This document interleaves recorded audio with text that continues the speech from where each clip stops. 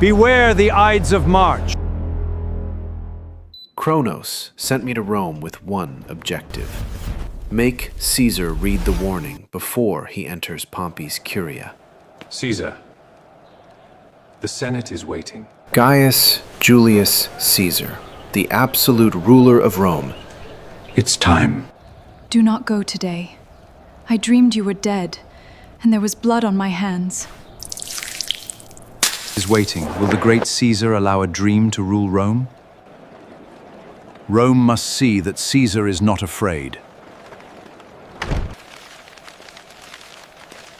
Caesar! Beware the Ides of March. The Ides have come,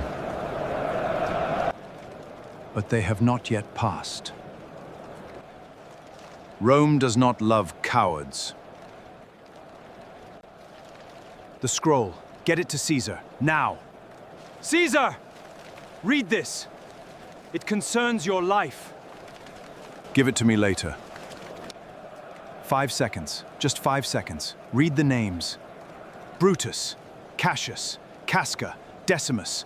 Their names are inside. Brutus has always stood beside me. Today he will stand behind you. Read it, just the names.